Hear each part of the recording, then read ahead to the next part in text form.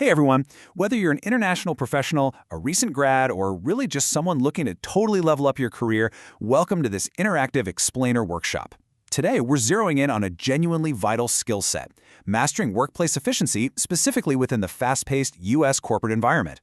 Think of this as a mini masterclass. We're going to equip you with the vocabulary and the real-world strategies you need to absolutely thrive in a modern office. Okay, let's dive into this. You've definitely heard this classic American business phrase before, right? Time is money. Well, in U.S. workplace culture, efficiency and productivity, they aren't just trendy buzzwords. They're literally the stakes of the game. Every single minute of your workday is viewed as an investment. So spending an hour on a super low-priority task, that actually costs the company money. To really succeed here, you have to realize that fiercely protecting your time is basically protecting the company's bottom line, and honestly, your own career trajectory. Managing your workday is the absolute bedrock for everything else you're going to accomplish. So, here's our agenda for today's explainer. First, mastering your daily workflow. Second, prioritizing your to-do list. Third, deadlines versus due dates. Fourth, the power of punctuality. And finally, number 5, a quick workshop reflection. All right, let's move right into Module 1, Mastering Your Daily Workflow. Let's see how this builds the foundation we just talked about. It all kicks off with time management. The formal definition is the conscious process of organizing and planning how to divide your time between specific activities. But let me ask you this, how often do you actively plan your hours versus just reacting to whatever random fire pops up? Good time management doesn't just magically happen. It's like a giant puzzle. Picture your digital calendar filled with neatly organized, color-coded blocks for meetings, deep work, and yeah, even your breaks. It's not about grinding harder or working insane hours. It's 100% about working smarter by aggressively protecting your schedule. And once you start managing your time, you're actually managing your workflow. This is a massive corporate vocabulary word you'll hear all the time. It's the sequence of processes through which a piece of work passes from initiation all the way to completion. So, say you're doing a report, the workflow might be drafting, reviewing, editing, and final approval. To optimize your daily routine, you have to actively estimate how long individual tasks take to move through this whole sequence. If you don't know how long a specific process takes, you simply can't map out your workflow accurately. It's basically impossible. Now, the absolute biggest enemy of that beautiful, careful workflow sequence is procrastination. That is, the action of delaying or postponing something unnecessarily. And this brilliantly illustrates a huge trap. When you procrastinate, you aren't just pushing back one isolated task. No way. You're actually throwing a wrench into the careful sequence of your entire workflow. Protecting your schedule means you have to catch yourself in the act of procrastinating and immediately course-correct back to your planned workflow. Moving right along, let's hit Module 2, prioritizing your to-do list. Because organizing abstract time is one thing, but organizing actual tasks is another. Look, the reality of a packed schedule is pretty blunt. You just cannot do everything at once. And that's exactly where prioritization swoops in. It's deciding the order for dealing with tasks according to their relative importance and urgency. In the American workplace, relying on a structured to-do list or a slick digital task manager, it's absolutely non-negotiable. You have to be able to scan a list of 10 messy items and instantly figure out which single task has to rise to the very top. So the crucial point here is knowing exactly how to spot what belongs at the top of that list. You are hunting for your high-leverage tasks. These are activities that yield a massively high return of results for the amount of time and effort you invest. They're the heavy hitters, the game changers.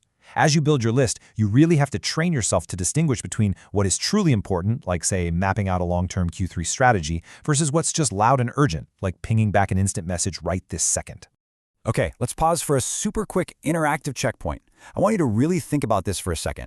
What is your biggest daily distraction? Is it constant email notifications, random impromptu sync meetings, mindlessly scrolling social media? Whatever it happens to be, that distraction is the literal roadblock standing between you and executing those high-leverage tasks. Pinpointing it, that's step 1 to completely eliminating it. All right, let's jump into Module 3, Deadlines versus Due Dates. People use these interchangeably all the time, but they really shouldn't.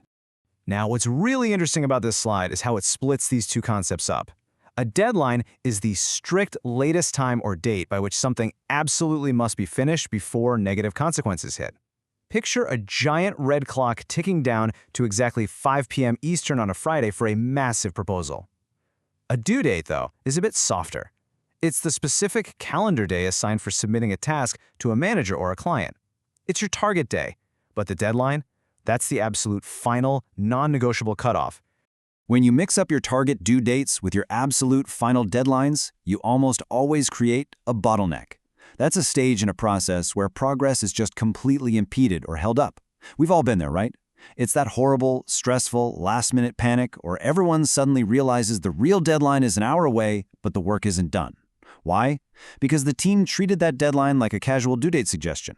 And now you're stuck twiddling your thumbs, waiting on another department before you can even touch your part.